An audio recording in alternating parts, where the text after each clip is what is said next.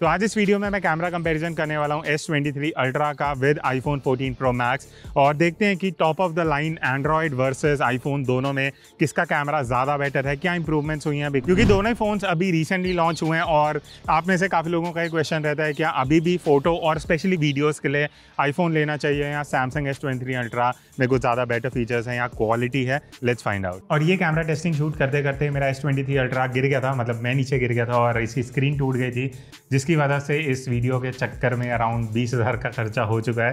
तो एनीवेज हमने video continue करी, शूट करा और आगे का रिव्यू कंटिन्यू किया।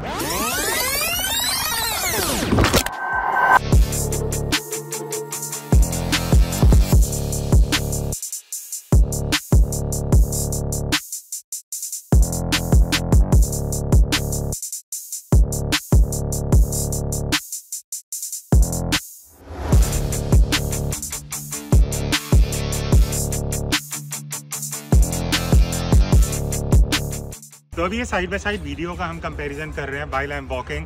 तो इसमें क्या है कि थोड़ा स्टेबलाइजेशन का भी आइडिया लग जाएगा, बट मेनली यहाँ पे हमें ये देखना है कि दोनों का जो वीडियो क्वालिटी है कैसे चेंज हो रहा है, स्पेशली अगर लाइट मेरे सामने है और मैं इस तरीके से वॉक कर रहा हूँ तो कैसे ये अडाप्ट कर रहा है। और ऑडियो मैं यहाँ पे साइड बाय साइड स्विच करता रहूँगा सो दैट आपको एक फेयर आइडिया लग जाए कि ऑडियो कैसे स्विच हो रहा है। तो अगर हम एक बार बैकलाइट सिचुएशन में देखते हैं, सन अभी मेरे एकदम पीछे है, तो ये एक्चुअल डायनामिक रेंज का टेस्ट होगा कि दोनों कैसे एडजस्ट कर रहे हैं डायनामिक रेंज के टर्म्स में, कि लाइट अभी मेरे पीछे और एकदम से अगर मैं लाइट की तरफ मूव करता हूँ तो कितना सही एडजस्टमेंट हो रहा है या नहीं हो रहा।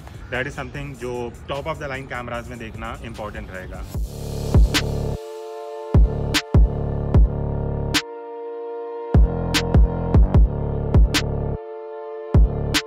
तो सबसे पहले अगर मैं वीडियो कंपैरिजन की बात करूं, साइड बाय साइड आप यहाँ पे सैंपल्स देख सकते हो। सबसे पहला डिफरेंस जो मैंने नोटिस किया वो ये है कि Samsung S23 ultra as compare to iPhone बहुत ज़्यादा लाइट ले रहा है, जिसकी वजह से एक्सपोजर कहीं ना कहीं, स्पेशली अगर आप फेस में देखोगे, थोड़ा ज़्यादा लग रहा है as compare to iPhone। And even अगर जहाँ पे ऐसी सिचुएशन है जहाँ साइड लाइटिंग है, Samsung क्या कर रहा है, लाइट को फेस पे कहीं ना कहीं बैलेंस कर रहा है, बट iPhone जैसी नेचुरल लाइट है उसके हिसाब से ही एक्चुअल लाइटिंग कैमरा में दिखा रहा है, और जिसकी वजह से S23 अल्ट्रा में बेसिकली जो कॉन्ट्रास्ट है वो कम है। iPhone में कॉन्ट्रास्ट ज़्यादा है, मतलब शैडो ज़्यादा डार्क दिखेंगी और ब्राइट पार्ट्स थोड़े से अच्छे से बैलेंस दिखेंगे। और एक और मेजर डिफरेंस दोनों में आपको दिखेगा सैचुरेशन का। Samsung S23 अल्ट्रा की जो वीडियोस हैं वो ज़्यादा सैचुरेटेड हैं, iPhone 14 Pro Max की कहीं ना कहीं हल्की सैचुरेटेड है और it is more towards natural जैसे कलर्स रहते हैं। और S23 अल्ट्रा में हल्का सा मेजेंटा साइड पे टोन जा रहा है, वही iPhone में थोड़ा सा वार्म रहता है। तो अगर आप यहाँ पे फेस पे भी देखोगे कहीं ना कहीं मेजेंटा की साइड में स्किन टोन आपको दिखेगी, iPhone में it is more towards natural. तो ये अल्ट्रा वाइड एंगल पे अभी स्विच कर लिया, दोनों ही 4K पे हैं, बट एक डिफरेंस जो आपको देखने में लगेगा वो ये है कि iPhone कहीं ना कहीं थोड़ा सा ज़्यादा वाइड एंगल है, Samsung में 0.6x मिलता है, iPhone में 0.5x है। तो ये एक हल्का सा डिफरेंस है, अगर आपको ज़्यादा वाइड चाहिए iPhone में हल्का सा ज़्यादा है, बट इतना कुछ फ़र्क नहीं है। मेन डिफरेंस है क्वालिटी का, और क्वालिटी का आपको आइडिया लग जाएगा लाइट कैसे आ रही है। अभी वॉक भी कर रहे हैं, सो अल्ट्रा वाइड एंगल में प्रोसेसिंग कौन कैसे कर रहा है वो मेनली देखना है। देन वीडियो में ultra wide angle camera test किया एंड 4K के सैंपल्स आपको यहाँ दिखेंगे। सबसे पहला डिफरेंस है iPhone हल्का सा ज़्यादा वाइड है as compare to S23 ultra, जिस वजह से शायद आप में से कई लोगों को ये ऑप्शन बेटर लगे। बट एक और डिफरेंस जो है कि शार्पनेस और डिटेल्स iPhone में कहीं ना कहीं बेटर है, स्पेशली अल्ट्रा वाइड एंगल में, और वो आपको यहाँ जो फ्लोर है, इवन जो ग्रीनरी है वहाँ पे क्लियरली विजिबल दिखेगा। S23 अल्ट्रा में वहाँ पे थोड़ी सॉफ्टनेस है। और स्टैंडर्ड कैमरा की तरह ही iPhone का जो एक्सपोजर फ्लक्चुएशन है वो काफ़ी स्मूथ है, आपको हार्डली नोटिस होगा। एंड इवन अल्ट्रा वाइड में कॉन्ट्रास्ट जो है वो iPhone का स्लाइटली बेटर है। तो अगेन वही चीज़ है, अगर आपको कॉन्ट्रास्टी लुक चाहिए वीडियो में with wider angle of view तो iPhone 14 Pro Max वो आपको ऑफर करता है। Samsung का अल्ट्रा वाइड मुझे थोड़ा सा सॉफ्ट साइड पे लगा। और ये अभी 3x पे स्विच किया है क्योंकि वीडियो में 3x का ऑप्शन भी दोनों में मिलता है। iPhone में 2x भी है, बट जस्ट टू कंपेयर मैंने दोनों को 3x पे रख दिया सो दैट आपको आइडिया लग जाए कि मान लेते हैं 3x पे इस तरीके से आप वीडियो शूट करना चाहते हो जहाँ पे आपको कंप्रेशन अच्छा चाहिए, थोड़ा वो टेलीफोटो वाला लुक चाहिए, तो वो भी दोनों फोन्स ऑफर करते हैं। Side by side quality difference आप यहाँ देख सकते हो। फिर जो नेक्स्ट चीज़ हमने वीडियो में ट्राई करी वो थी 3x कैमरा। अब यहाँ पे कुछ चीज़ें इंपॉर्टेंट नोटिस करने वाली हैं। स्ट्रेट आउट ऑफ कैमरा आप यहाँ पे कंपैरिजन देख सकते हो, iPhone का आउटपुट बेटर है। क्यों? आपको शार्पनेस ज़्यादा दिखेगी, इवन क्लैरिटी ज़्यादा दिखेगी, टेक्सचर ज़्यादा बेटर है। एंड अगर मैं बात करूँ सैमसंग की, द ओनली थिंग इज़ आपको हल्का सा वाइड मिलेगा। तो अगर आपको 3x में जूम ज़्यादा चाहिए तो आईफोन में बेटर है। इवन जो डिटेलिंग और शार्पनेस है वीडियो में वो आईफोन 14 प्रो मैक्स ही कंपेरेटिवली ज़्यादा बेटर है। फिर आता है स्टेबलाइजेशन का टेस्ट, बिकॉज दोनों ही top of the line cameras हैं and honestly almost same stabilisation है, जैसे आप यहाँ पे देख सकते हो। अगर आप एक एक करके दोनों को भी देखोगे ना, हार्डली आपको कुछ डिफरेंस दिखेगा। बट अगर बात की जाए कि 19-20 का फर्क, तो आई वुड से कि iPhone 14 pro max is slightly better in terms of stabilisation. But चीज़ें जहाँ इंटरेस्टिंग होती हैं वो हैं ultra steady versus action camera. तो आईफोन में जो एक्शन मोड है वो 2.8K में शूट होता है, बट S23 अल्ट्रा से मैं जो स्टेडी मोड में, अल्ट्रा स्टेडी मोड में शूट करता हूँ वो 4K वीडियो है। आईफोन का action mode actually slightly better है, बट जैसे ही मैं उसको अल्ट्रा वाइड पे लेके जाता हूँ तो कहीं ना कहीं ऑलमोस्ट सिमिलर रिजल्ट है। बट हाँ, अगर मुझे दोनों में कंपेयर करना हो, आईफोन का एज है ओवर स्टेबलाइजेशन, बट सैमसंग में आपको बेनिफिट ये मिलता है कि जो आउटपुट है वो 4K में रिकॉर्ड होगा। फिर उसके बाद थोड़े लो लाइट सैंपल्स भी लिए। यहाँ पे सैमसंग स्लाइटली मुझे बेटर लगा। Few reasons that I state. सबसे पहली चीज़, अगर आप पीछे की तरफ देखोगे जो विंडो से लाइट आ रही है वहाँ पे जो डिटेल्स हैं मुझे सैमसंग में ज़्यादा बेटर दिखी। उसके बाद जो स्टेबलाइजेशन है लो लाइट में वो S23 अल्ट्रा का बेटर है। आईफोन में हल्का सा मुझे शेक देखने को मिला। तो ऑल ओवर जो डायनामिक रेंज है वो S23 अल्ट्रा की बेटर है लो लाइट सिचुएशंस में। तो ये एक लो लाइट टेस्ट है जो मैं यहाँ पे रूम में, जहाँ एकदम अंधेरा है, हार्डली कुछ लाइट आ रही है, जस्ट टू सी कि side by side low light में स्पेशली ये दोनों कैसे कंपेयर करते हैं, नॉइस कैसा आ रहा है, कौन बेटर नॉइस कंट्रोल कर रहे हैं, इतनी कम लाइट में भी डिटेल किस में आ रही है ज़्यादा। बट नॉइस आपको देखने को मिलेगी। यहाँ मैं आपको सैंपल दिखाता हूँ जो मैं रूम में शूट कर रहा था। S23 अल्ट्रा में बहुत इजीली नॉइस दिख रहा था डार्कर एरियाज में, बट आईफोन वहाँ पे बहुत अच्छे से काम कर रहा था, नॉइस को बहुत कंप्रेस कर रहा था एंड इतना नॉइस देखने को नहीं मिला as compare to S23 ultra. But iPhone में आपको कॉन्ट्रास्ट थोड़ा हेवी साइड पे दिखेगा। और वही अगर मैं लो लाइट में 3x पे शूट करता हूँ तो आईफोन बहुत ज़्यादा सॉफ्ट हो जाता है। S23 अल्ट्रा सरप्राइजिंगली काफ़ी ज़्यादा शार्प है। तो स्पेसिफिकली मैं बोलूँगा अगर आप लो लाइट में शूट करना चाहते हो 1x पे, आईफोन आपको बेटर नॉइस परफॉर्मेंस देगा। S23 ultra all over is decent but noise थोड़ा ज़्यादा है। तो अब इस साल दोनों ही फोन्स में सिनेमैटिक मोड्स थे, 4K के ऑप्शन हमें मिलते हैं। अब यहाँ साइड बाय साइड अगर आप भी कंपैरिजन देखोगे, पहली चीज़ जो मैंने नोटिस की, सैमसंग का जो एज डिटेक्शन है या जो ब्लर इफेक्ट भी है ना वो थोड़ा नेचुरल साइड पे है। आईफोन हल्का सा आर्टिफिशियल लुक देता है, स्पेशली बालों के एजेस में अगर आप नोटिस करोगे सैमसंग बहुत नेचुरली डेप्थ ऑफ फील्ड को क्रिएट करता है। आईफोन में कहीं ना कहीं में थोड़ा सा फेक इफेक्ट लगता है। बट सरप्राइजिंगली एक दो जगह पे अगर आप यहाँ देखोगे सैमसंग ने फोकस को मिस किया था, but in terms of sharpness, detailing and even as detection Samsung थोड़ा बेटर है। बट अगर आप 3x में स्विच करोगे तो वहाँ पे आईफोन में थोड़ा सा शेक देखने को मिला। सैमसंग काफ़ी स्टेबल है अगर आप चलते हुए 3x पे सिनेमैटिक शूट कर रहे हो। बट S23 अल्ट्रा में 3x में नॉइज बहुत इजीली देखने को मिला फेस में, बट आईफोन ने वहाँ पे अच्छा काम किया है। But all in all cinematic के लिए आई वुड से S23 अल्ट्रा अगर आप वीडियो शूट कर रहे हो तो एक बेटर चॉइस रहेगा।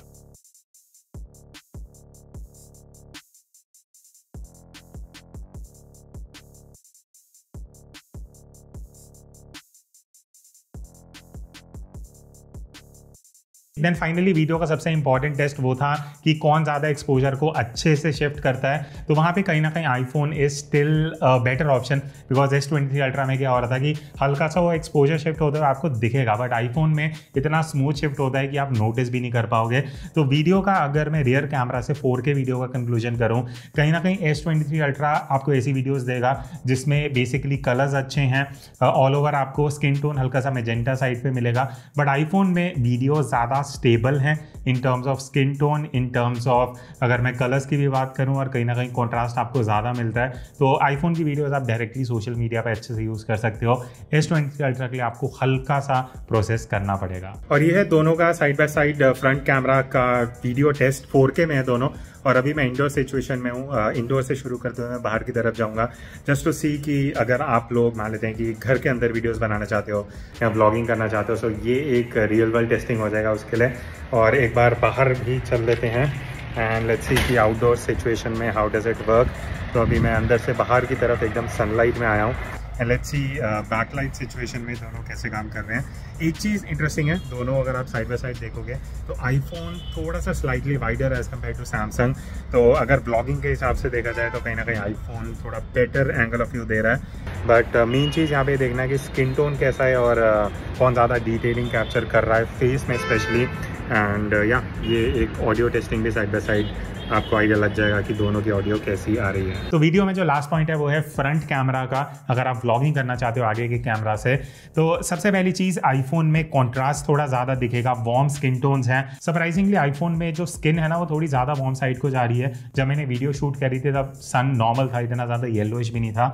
तो सैमसंग थोड़ा नेचुरल कलर्स दे रहा है, बट वहाँ पे आपको थोड़ा फ्लैट लुक मिलेगा सैमसंग में। आईफोन में कॉन्ट्रास्ट थोड़ा ज़्यादा है। अगेन अगर आप वो वीडियो सीधा सोशल मीडिया पे डालना चाहते हो, आईफोन की आप वीडियो यूज़ कर सकते हो। सैमसंग को आपको हल्का सा एडिट करके देन अपलोड करना पड़ेगा। एंड इवन बैकलाइट सिचुएशन में सैमसंग S23 अल्ट्रा का कॉन्ट्रास्ट बहुत ही वीक हो गया था, जबकि आईफोन उसको सही से रीड कर रहा था। इवन जो मेरे बाल थे उसको प्रॉपर ब्लैक रख रहा था, बट सैमसंग में वो बहुत ही अजीब सा फीका सा कलर हो गया था। तो मेन क्वेश्चन आता है, अगर आप कंटेंट क्रिएटर हो और वीडियोस के लिए क्या आईफोन लेना चाहिए अभी भी, या S23 ultra is a better option? तो मेरा कंक्लूजन यही रहेगा कि अभी भी अगर मैं स्टेबिलिटी की बात करूं, ऑल ओवर परफॉर्मेंस की बात करूं, तो आईफोन 14 Pro Max इस कंपैरिजन में बेटर परफॉर्मर रहा।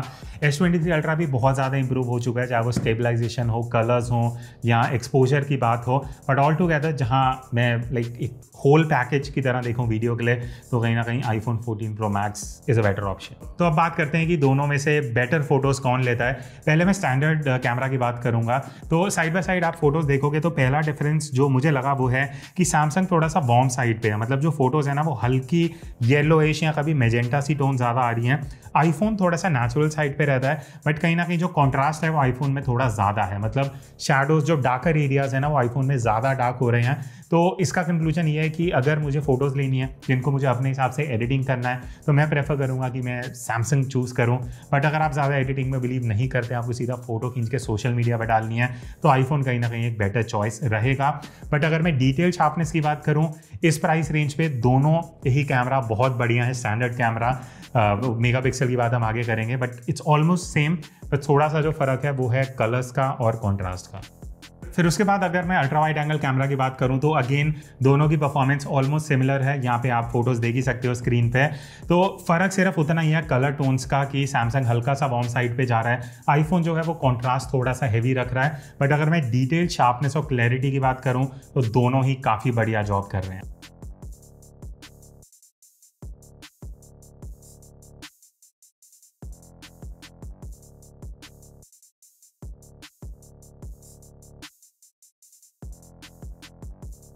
अच्छा, तो आप दोनों में ही हमें 3x कैमरा के ऑप्शन मिलते हैं। आईफोन में 2x भी है, बट कंपैरिजन के लिए मैंने 3x में कुछ फोटोज़ ली थी। तो यहाँ पे एक चीज़ मेरे को देखने को मिला कि ऑलमोस्ट सिमिलर रिजल्ट है, बट आईफोन में आप एक चीज़ देखोगे हल्का ज़्यादा जूम इन आपको मिलेगा, तो वो एक डिफरेंस कहीं ना कहीं है। उसके अलावा आईफोन में हल्का सा बेटर डिटेल्स हैं। सैमसंग क्या कर रहा है, अगर लाइट ज़्यादा आ रही है तो वो सीन को हल्का सा ओवर एक्सपोज कर देता है, even at 3x camera. But Samsung में कहीं ना कहीं आपको जो बेनिफिट मिलेगा वो है 10x कैमरा का, जो आईफोन में नहीं है। बिकॉज S23 अल्ट्रा में एक डेडिकेटेड 10x अलग से कैमरा है, जिसको यूज़ करके काफ़ी ज़्यादा बढ़िया इमेजेस आप खींच सकते हो, जो आप एक फ़ोन से सोच भी नहीं सकते। उस रीच तक आप 10x कैमरा को यूज़ करके पहुंच सकते हो, चाहे वो फोटोज़ हो या वीडियोज़। तो वो एक प्लस पॉइंट है सैमसंग में ओवर आईफोन। फिर उसके बाद कुछ पोर्ट्रेट्स भी लिए हमने, एंड यहाँ पे एक चीज़ जो देखने को मिली वो है कि आईफोन का जो स्किन टोन है वो काफ़ी कंसिस्टेंट रहा। सैमसंग में कहीं ना कहीं कभी क्या हो रहा था, हल्का सा वार्म जा रहा है, कभी कॉन्ट्रास्ट कम हो रहा है। तो वो जो कंसिस्टेंसी है स्किन टोन की वो कहीं ना कहीं आईफोन में ज़्यादा बेटर है। सैमसंग में हाउएवर स्किन स्मूथनिंग थोड़ी ज़्यादा हो रही है। तो ऐसा है कि अगर आपको पोर्ट्रेट मोड में फोटोज़ लेनी है जहाँ आपको स्किन का टेक्सचर नहीं चाहिए, आपको फोटो सॉफ्ट चाहिए, उसके लिए सैमसंग बढ़िया है। बट आईफोन में आपको एक एक डिटेल और टेक्सचर देखने को मिलेगा, तो वो अगेन आपकी चॉइस पे आ जाता है। बाकी बात रही एज डिटेक्शन और ब्लर इफेक्ट की, सेम एज डिटेक्शन है। ब्लर इफेक्ट मुझे बस ये लगा कि आईफोन में थोड़ा सा फेक इफेक्ट लगता है, बिकॉज एकदम से इतना ज़्यादा ब्लर इफेक्ट हो रहा है। स्ट्रेंथ हाउएवर आप चेंज कर सकते हो, बट सैमसंग में मैंने स्ट्रेंथ को 5 पे रखा था, जो दोनों में ऑलमोस्ट सेम लेवल हैं। तो सैमसंग S23 अल्ट्रा का मेरे को जो ब्लर इफेक्ट है ना वो कहीं ना कहीं बहुत नेचुरल लगा, और जैसे कैमरा में आता है कि थोड़े डिस्टेंस पे कम ब्लर है, फिर ज़्यादा दूर जाते हुए ब्लर इफेक्ट बढ़ता जाता है। ओके, तो अब आते हैं सबसे इंटरेस्टिंग चीज़ पे, मेगापिक्सल वॉर पे। तो आईफोन 14 Pro Max में 48 मेगापिक्सल, फाइनली 12 मेगापिक्सल से अपग्रेड हुआ फ़ोन। सैमसंग में हाउएवर पिछले साल 108 मेगापिक्सल थे, इस बार 200 मेगापिक्सल आ चुके हैं। तो मैंने यहाँ कुछ फोटोज़ ली थी, आईफोन में 48 पे, सैमसंग में 50 एंड 200 पे। तो देखो 48 और 50 मेगापिक्सल ऑलमोस्ट सेम रिजल्ट है, आप जितना भी जूम इन करके देखोगे। डिफरेंस सिर्फ प्रोसेसिंग और कलर्स का है। बट जहाँ सैमसंग थोड़ा सा एक एज लेता है वो है कि 200 मेगापिक्सल एज कम्पेयर टू 50 या 48 ऑब्वियसली ज़्यादा है, एंड जूम करने पर आपको डिफरेंस दिखेगा। तो अगर तो आपका ऐसा यूज़ है जहाँ फ़ोटो लेने के बाद में क्रॉप करोगे या प्रिंट करवाओगे तो कहीं ना कहीं S23 अल्ट्रा में वो आपको एक प्लस पॉइंट मिल जाता है। बट उसके अलावा मैं हार्डली दोनों में ही मैं 12 मेगापिक्सल पे ही शूट करता हूँ, तो मुझे इतना मेगापिक्सल से फ़र्क पड़ता नहीं है।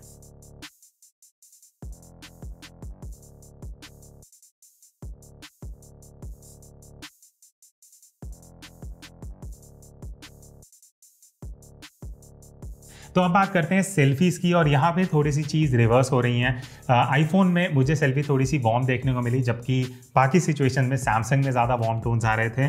उसके बाद आईफोन में कॉन्ट्रास्ट हमेशा की तरह ज़्यादा आपको देखने को मिलेगा। बट उसके अलावा जो सेल्फी में डिटेल्स हैं, शार्पनेस है, वो दोनों में ऑलमोस्ट सेम है।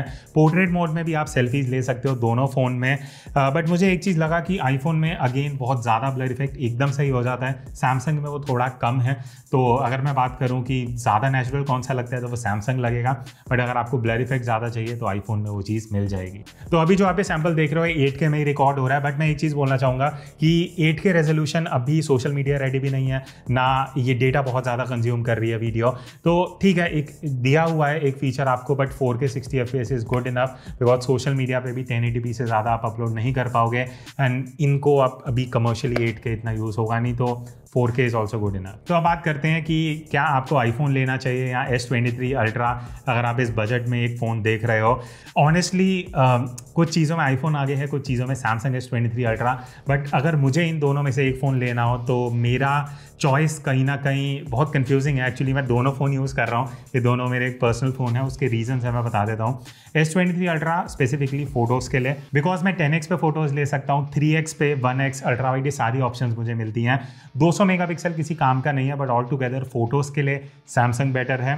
बट अभी भी वही चीज़ है, अगर आप वीडियोज़ के लिए एक फ़ोन देख रहे हो, आईफोन 14 प्रो मैक्स या इवन आईफोन 14 या 13 भी is a better option. 2-3 main reasons हैं। सबसे पहला वीडियो, उसके बाद जो मुझे लगता है कि अगर आप इंस्टाग्राम पे ज़्यादा एक्टिव हो, सोशल मीडिया पे, तो आईफोन का इंटीग्रेशन विद इंस्टाग्राम बहुत ज़्यादा है। बहुत से रीजंस है कि ये अब पता नहीं मिथ है या नहीं कि अगर आप आईफोन से अपलोड करते हो तो हाई रेजोल्यूशन अपलोड होता है, आपको रीच ज़्यादा मिलती है, वो सारी चीज़ें कहीं ना कहीं कंसिडरेशन में आ जाती हैं। तो कंक्लूजन ये है, वीडियोज़ के लिए आईफोन अभी भी, बट सैमसंग की वीडियो बहुत इंप्रूव हो चुकी है। तो एक पैकेज अगर आप देख रहे हो एंड्रॉयड में, S23 ultra is a better option. Specifically आप वीडियो ज़्यादा शूट करते हो तो कहीं ना कहीं आईफोन एक बेटर ऑप्शन रहेगा। आपके क्या व्यूज़ हैं कमेंट करके बताना, बिकॉज ये सैम्पल्स आपने भी देखे हैं। So that's it, I will see you in the next video. तब तक take care and keep clicking.